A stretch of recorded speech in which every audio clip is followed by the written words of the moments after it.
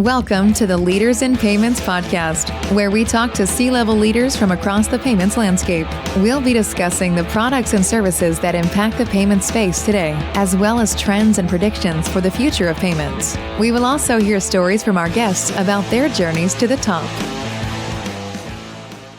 Hello, everyone, and welcome to the Leaders in Payments podcast. I'm your host, Greg Myers, and on today's show, we have a very special guest, Ariel Tiger, the CEO of EverC. So welcome to the show. Thank you so much for having me. Absolutely. So let's start out by having you tell us a little bit about yourself, maybe where you're from, where you grew up, where you went to school, a few things like that.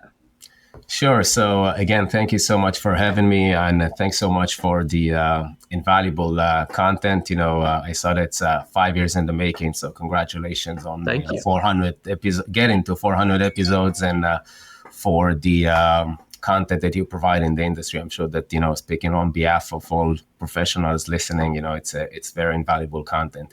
As for me, born and raised in Israel, the various experiences in my life shaped my leadership style. So I graduated Naval Academy in the late 90s, served for almost 10 years in several leadership executive positions, and that experience taught me a lot. Starting from how to build a team, how to operate in a team, how to operate in under high pressure environment, and how to the significance of planning. From there, I continued into accounting school and law school. These two experiences taught me a lot about the business world. Right, those two different languages. The legal language of business and the financial aspect of that.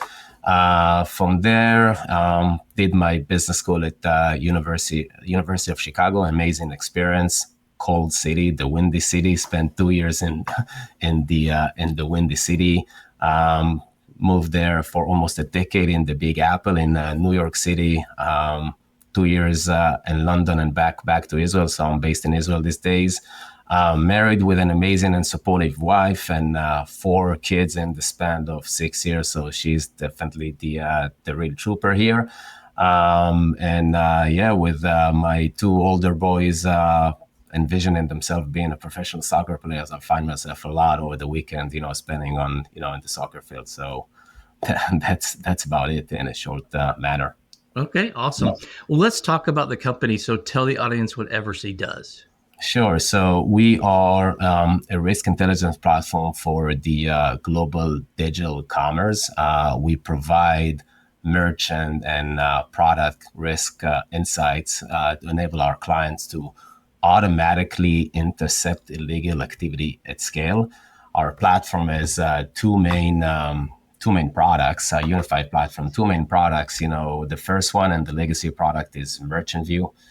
Everything you want to know about the merchants, from onboarding the merchants, monitoring, transaction laundering, the ICP, the client profile being acquirer processors, PSPs, PayFacs, ISOs, buy now, pay later platforms. On the other side of the platform, once you understand the merchants, we expanded the platform into products, right? You want to understand, if you see a store, you want to walk into the store virtually. So that's product level classification. Can you sell a pen? Can you sell cannabis? Can you buy it in Spain and ship it to France or in different states in the US because the regulation is different? And essentially is fighting illicit products, counterfeit, or anything that is not under the AUP, the accepted user policy that a marketplace is. Again, the clients, the profile of the clients here are marketplaces. We are a B2B large enterprise, company. We're a global company. We're all over the world. So we started North America, but today we're serving clients all over the world. What we saw is that the fraudster on one side of the world tomorrow is on the other side of the world, and the fraudster on one platform tomorrow is in another platform. So the global reach is very, very important from that perspective. And how do you go to market? Do you have a sales team? Do you work through partnership channels? Sort of what's the go-to-market strategy? The initial strategy and the main one today, we're going direct. We're working with the largest organizations in the industry, and over there, we just, go to them instead of like, doing the trade shows and all this, which we do as well. We just go to them and offer our products. We believe in the superiority of the product. And once they test it, most times, that's a sell. We're now expanding into partnerships, and in places we don't have main offices, we will leverage local partners to deliver the products. Okay. And how big is the company? Well, from an employee count, we are roughly, 130 people. Product and R&D are based in Israel, go to market all over the world. Okay. So, it's hard to have a conversation about what you do and not talk about AI. So how do companies that you work with use AI to help reduce risk in their own environments? I think that, before, answering this, let's just take a step back and talk about the industry and see, because the industry is changing dramatically in front of our eyes, right? So just, from 30,000 foot, fraud is on a massive rise. If we go 5-6 years back, when COVID hit, right, the mom and pop shop or, companies with no online presence, like, you got to be online. You want to be in business, you got to be online. And that was an influx of merchants online. Not only this, with COVID coming, everyone needs to be online, and new methods of payments. Everyone wants everything immediately. So, you saw an influx of merchants. With that, with the Gen AI coming, right, and with everyone online, the fraudsters are coming. They see that they can take advantage of the system. And now, armed with Gen AI, with the ability to supercharge, fraud, you gotta lean to the future, and you gotta use technology as you do that. The other thing that we see, and again, talking about AI, we see the influx of or the emergence of a class, call it the nano merchants, right? So you see that, today, with all the tools and the technology, you can be a sole proprietor, one person, one man show. So on the one hand, you're selling out of your garage. On the other hand, you buying stuff. So there is a convergence of the seller and the buyers, right? And that the significance of understanding who is behind, the keyboard is very, very important. And if in the past you saw that, hey, we hold, if you think about the schemes or some other identity companies, we understand what's the identity of the individual. Today, you got to be able to connect the two, because nano merchants represent a significant amount overall.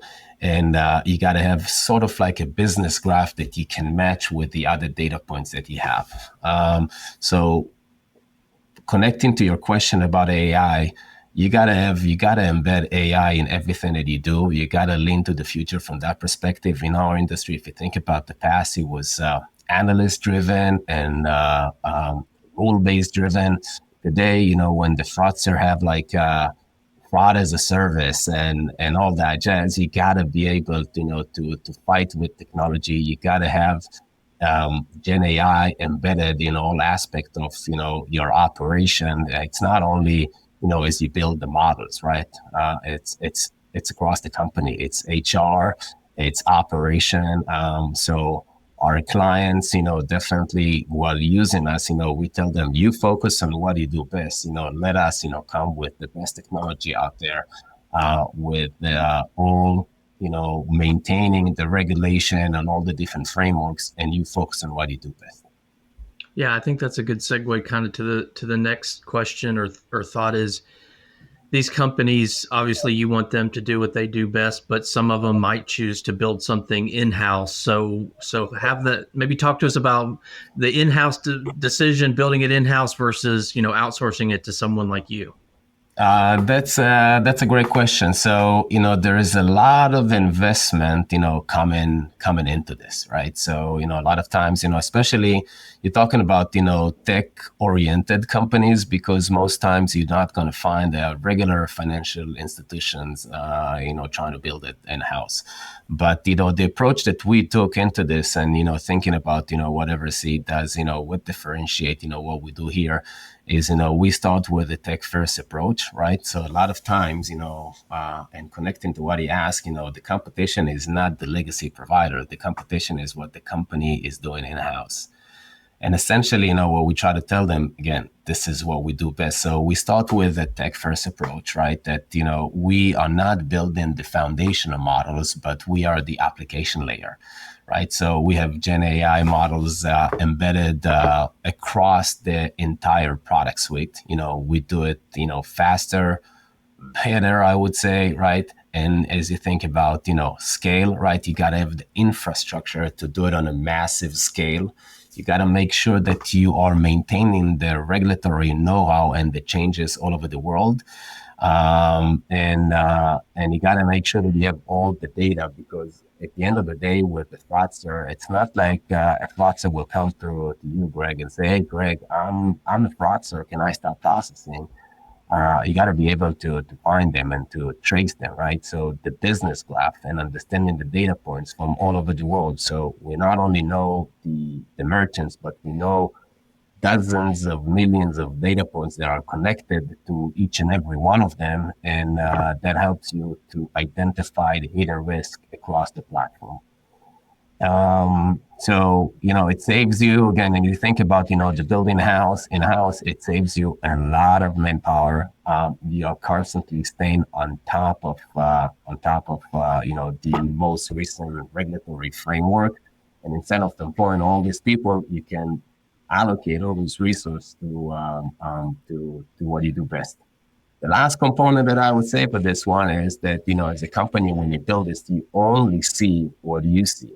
When you use a vendor, you have a holistic approach, a global approach that, as we said earlier, fraudster are, the world is a small global village, and fraudster on one side of the world, tomorrow on the other side.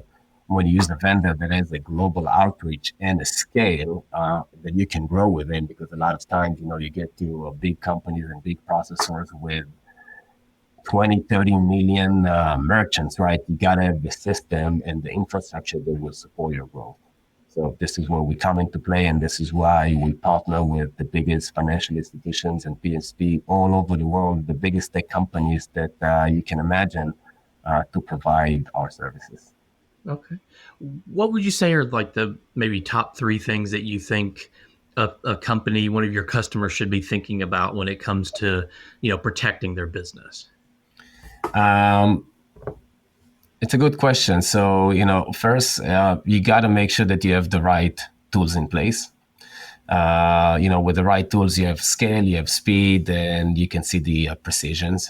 You constantly need to be on top of everything that has happened, because listen, with the world of technology today, things are changing on a daily, weekly, monthly basis. 3-4 weeks ago, we learned about, DeepSeek. We didn't know anything about this before. And, how come these guys did the training for $6 million that, the other guys, was like 50 billion, like something doesn't make sense. And that, the narrative changes. And, so you got to be able, to keep on top of everything. The regulation is changing all over the world. We're seeing today, with the new administration, people are, still waiting to see over the next 60 to 120 days, how everything is, going to unfold, right? And at the end of the day, whatever is going to change there on the federal, on the state level, for sure, illicit activity is illicit activity, a counterfeit is a counterfeit. So definitely constantly stay on top of what's happening in the regulation, stay on top of what's happening with technology, stay on top of what's happening in the industry and fraudsters, because they have blogs and they have communities. And to some extent, if you think about the future, I think that one of the things that our industry needs to be better is us collaborating together between the financial institutions and the vendor. Again, easier said than done, but if we all find a way to work together, that's something that can enable growth, additional growth for the whole industry. Okay. And you started to talk about this a little bit earlier, but what makes you guys different than your competitors out there? Yeah, so first is the tech first approach. And again, being we are vertical SaaS. So again, we don't build the foundation model, but we leverage the Gen A model again across the entire product suite. Infrastructure enables scale. So you can start with as little as one merchant and grow to 20, 30 million merchants, and the system keeps growing. The third component, we talked about the business graph, which gives a lot of valuable information because you can connect using different metadata and different data sets that we have, to see the fraudster and to find them in different places in the world. So the system can have, has like billions of data points and connections, edges they call them, right, all over. And the last component, I would say, again, working with the big industry players, what we learned is that one size doesn't fit all.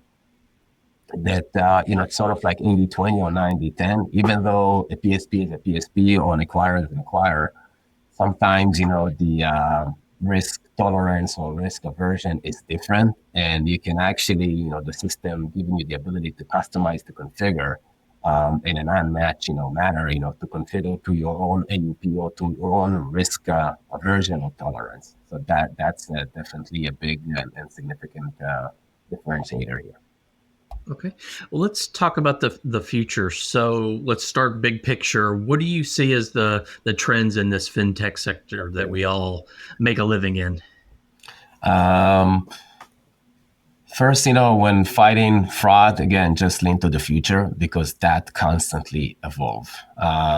Second, as we said with the nano merchants, you got to have the ability to process a lot of data points so you know how to differentiate between the known bads, known goods, and how to enable business. Because at the end of the day, we are here in the business of helping you grow. And to some extent, we got your back. You go and do your business. We got your back and go and grow your business. So the data graph and the technology is very important. I think that you'll see, as we mentioned, the integration of AI across all facets of business. So we see stuff from we heard the CEO of Klarna, talking about how they do business, and is very bold and blunt about this, right? But you got to be able to implement this. We see, the regulatory framework, the U.S. and the EU. We see that there are, different the different approaches into doing business, and that's definitely changing. And then I think that the last component is, again, it's the collaboration. Collaboration, uber important here because together we win. So I think that we're going to start seeing more and more collaboration between the different players to achieve better results and better growth, and to have a unified wall against the bad guys. Okay. So let's dive into deeper, maybe into kind of the space you play in. Where do you see the fraudsters going? I mean, it feels like, they're always a step ahead. We're always trying to catch up. So where do you think the fraudsters are headed? Well, just, to talk about some things that we see some, the pig butchering. You probably heard about this ramen scams. Scams are on massive rise, with deep fakes. You probably read like a year ago about the poor guy.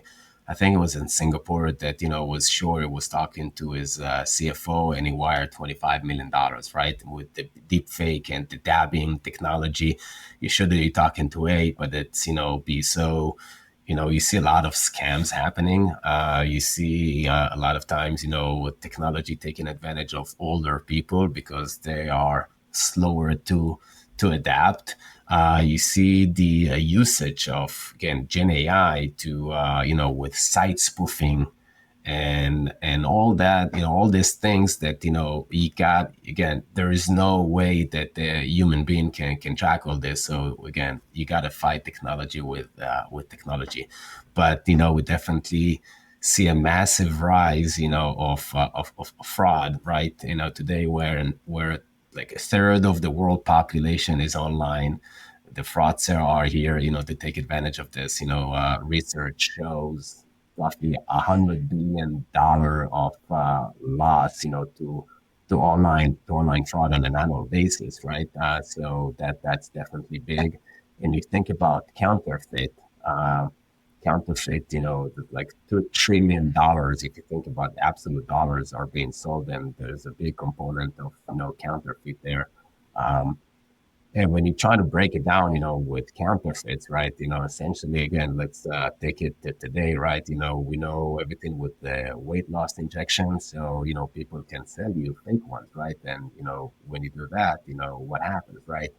Or with some states, with the abortion law, right? Maybe people go online and buy pills that if they are fake ones, there's like health issues. So it's not just about, hey, I bought like a fake Gucci and what I do with that, right? But there's like serious health implications, and that leads us that you got to find solutions into how you solve this problem with technology at scale globally, with the tools, and constantly be on top. Yeah. Without sharing the secret sauce, but how do you yourself, your company, and your customers, like, how do you adapt to these changes when the fraudsters, when you catch up to the fraudsters, then they start doing the scams and the other things? Like, how do you adapt to those kind of changes? With the power of technology, again, it's not like a human being, can track all these changes, but with the power of technology, with the power of the flywheel that we have created, again, coming with a tech first approach, this is how the company, started, right? So first, always trying to keep ourselves with the most up to date technology. Second, keeping ourselves up to date, with everything that's happening regulatory wise and all over the world. Sometimes, seeing one type of scam on one side of the world, one should assume that you're going to see it on the other side of the world in a month, a day, a week, whatever time frame. So you got to be aware of that, and talking to alikes, right? Like, what do you see, right? So once you collaborate and hearing stuff, you can come and be prepared. But essentially, the technology does a big component of that. The human element, and there's always going to be a human element inside the technology when we're talking about regulation and everything around this. So keeping ourselves constantly informed with what's happening around us. Okay. Well, let's switch gears a little bit and talk about you. And you walked us through a little bit of your professional journey, but maybe walk us through that again in a little more detail, and maybe how you got to your role there. Yeah, sure. So, I mentioned, spending almost a decade in the Navy. That the operational muscle definitely got that build and stretch, and it prepares you for startup life and the intensity. From there, post business school, I was M&A investment banker, so I worked on Wall Street and sharpened my analytical skills, and you got to be detail oriented with the numbers to the T, to the point, making sure that you get everything right.